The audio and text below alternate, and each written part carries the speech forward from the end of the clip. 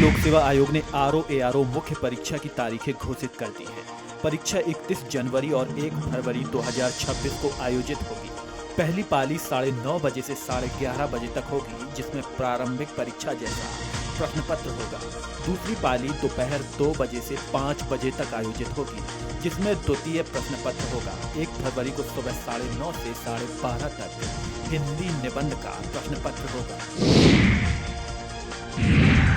Allahabad high court ने police अफसरों के त्याग पत्र से जुड़ी अहम निर्देश जारी किए हैं। कोर्ट ने कहा कि किसी अफसर को त्याग पत्र देने से पहले 2 माह का नोटिस अनिवार्य होगा।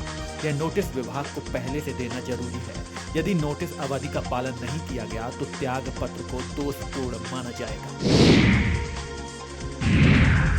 मंत्री दिनेश प्रताप सिंह ने कहा कि बिहार में एनडीए की सरकार बनेगी। उन्होंने कहा कि जनता ने विकसित भारत के नाम पर मतदान किया है और देश की सुरक्षा केवल प्रधानमंत्री मोदी के हाथों में सुरक्षित है। दिनेश प्रताप सिंह ने विपक्ष पर निशाना साधते हुए कहा कि उनका काम सिर्फ एग्जिट पोल पर सवाल उठाना है। सीएम योगी ने कहा कि यह साल बहुत शुभ रहा। वंदे मातरम के 150 वर्ष पूरे हुए और लौह पुरुष सरदार पटेल की 150वीं जयंती मनाई गई। इसके साथ ही भगवान बिरसा मुंडा की 150वीं जयंती भी मनाई जा रही है। सीएम ने कहा कि जनजातियों का उत्थान हो रहा है, उन्हें सभी योजनाओं का लाभ बिना भेदभाव के मिल रहा है। नोएडा में आईपीएल क्रिकेटर विपराज निगम पर महिला क्रिकेटर ने गंभीर आरोप लगाए। पीड़िता का कहना है कि विपराज ने शादी का झांसा देकर उसके साथ दुष्कर्म किया और शादी का दबाव बनाने पर मारपीट भी की। महिला क्रिकेटर ने हैदराबाद के एक्सप्रेस वे थाने और लखनऊ में भी शिकायत दर्ज कराई है। सांसद चंद्रशेखर आजाद ने 4 याचिकाएं दाखिल की थी, जिनमें उनके खिलाफ सहारनपुर और कोतवाली थाने में दर्ज 4 एफआईआर को रद्द करने की मांग की गई थी। इलाहाबाद कोर्ट ने इन याचिकाओं की सुनवाई पूरी कर फैसला सुरक्षित रख लिया है। दिल्ली ब्लास्ट के बाद हापुड़ में सुरक्षा कड़ी कर दी गई है। पुलिस ने नाकाबंदी कर चेकिंग अभियान तेज कर दिया है।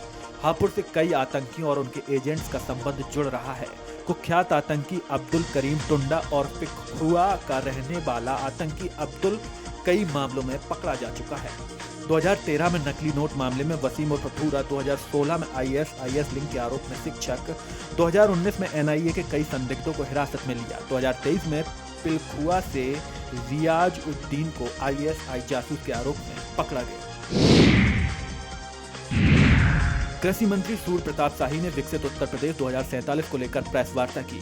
उन्होंने 2047 तक यूपी को विकसित राज्य बनाने का संकल्प व्यक्त किया। 17 नवंबर को आईजीपी में जनसंवाद और विचार मंथन कार्यक्रम होगा, जिसमें 300 कृषि विशेषज्ञ, वैज्ञानिक, कृषक और अधिकारी शामिल होंगे। अरेल में यमुना किनारे पब्लिक प्लाजा पार्क का निर्माण किया जाएगा, जिसमें भारतीय और जापानी संस्कृति का अनूठा संगम होगा। 124 करोड़ की लागत से विकसित होने वाले पार्क में जैन गार्डन बनाया जाएगा, जो शांति, ध्यान और आत्मचिंतन पर आधारित होगा। पार्क में दोनों देशों की स्थापत्य और सांस्कृतिक विरासत को समाहित किया जाएगा, सीएम योगी के निर्देशानुसार। राजद नेता मनोज झा ने बिहार इलेक्शन 2025 एग्जिट पोल में एनडीए के बढ़त पर कहा कि साल 2015 में भी पटाखे फोड़े गए थे, लेकिन नतीजे के बाद सारे हमारे पास आए। उन्होंने 14 नवंबर की मतगणना के लिए कहा कि महागठबंधन 75% सीटें हासिल करेगा। जम्मू कश्मीर के मुख्यमंत्री उमर अब्दुल्ला ने दिल्ली आतंकवादी विस्फोट की निंदा करते हुए कहा कि बेगुनाहों लोगों की हत्या किसी धर्म द्वारा स्वीकार नहीं है। कार्रवाई और जांच जारी है। उन्होंने कहा कि जम्मू कश्मीर के हर निवासी को आतंकवादी नहीं समझना चाहिए। दोषियों को सख्त सजा मिले, लेकिन निर्दोष लोग इससे प्रभावित नहीं हों। केंद्रीय मंत्री गिरिराज सिंह ने कहा कि बिहार के लोग अखिलेश यादव, तेजस्वी यादव और राहुल गांधी को क्यों वोट देंगे।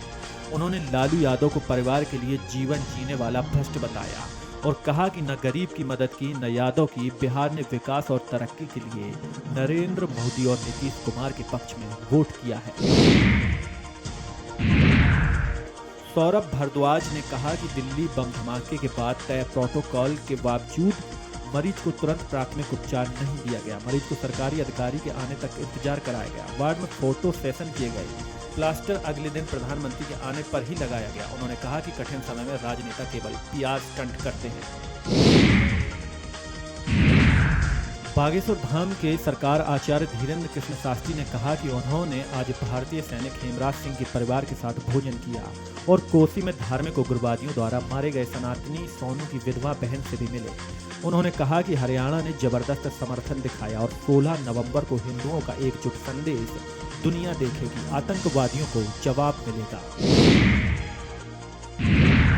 कानपुर में कार्डियोलॉजी प्रशासन ने डॉक्टर आरिफ मामले में अपना पक्ष रखा। डॉक्टर अवधेश सिंह ने कहा कि आरिफ 4 महीने पहले एमडी करने आए थे और कभी कोई संदिग्ध गतिविधि नहीं देखी।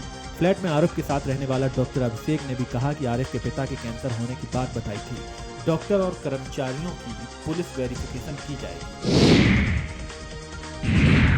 मिर्जापुर पहुंची खेसारी लाल यादव ने विंध्याचल धाम में मां विंध्यवासिनी का दर्शन पूजन किया। उन्होंने कहा कि बिहार में महागठबंधन की सरकार बनेगी। भक्ति और राजनीतिक संदेश के साथ केसारी ने मंदिर में पूजा अर्चना की और श्रद्धालुओं के बीच अपनी उपस्थिति दर्ज कराई। सहारनपुर का अदील दिल्ली बम ब्लास्ट से जुड़ा पाया गया। ब्लास्ट से एक हफ्ता पहले 31 अक्टूबर को अदील फ्लाइट से दिल्ली गया था। भारत समाचार के पास अदील के फ्लाइट टिकट की तस्वीर मौजूद है जो इस कनेक्शन की पुष्टि करती है। पूर्व विदेश सचिव और राज्यसभा सांसद हर्षवर्धन श्रृंगला ने कहा कि दिल्ली में लाल किले के पास हुआ यह आतंकवादी हमला निंदनीय है। रिपोर्ट के अनुसार इसमें बाहरी लिंक वाला हैंडलर मॉड्यूल शामिल है। निर्दोष नागरिकों की हानि बर्दाश्त नहीं की जाएगी। आतंकवाद समाप्त करने के लिए सख्त कदम उठाना आवश्यक है। डिप्टी सीएम ब्रजेश पाठक मेरठ पहुंचे और एकता यात्रा में शामिल हुए। उन्होंने कहा बिहार में प्रचंड बहुमत से बीजेपी की जीत हुई। जनता ने स्पष्ट संदेश देते हुए कमल पर मोहर लगा दी है। सपा अध्यक्ष अखिलेश यादव ने कहा दिल्ली में सरकार की नाकामी के कारण धमाका हुआ। बिहार की जनता बदलाव चाहती है और तेजस्वी यादव मुख्यमंत्री के रूप में देखना चाहती है। चुनाव आयोग बीजेपी के इशारों पर काम कर रहा है। यूपी में 2027 में बड़ा बदलाव आएगा।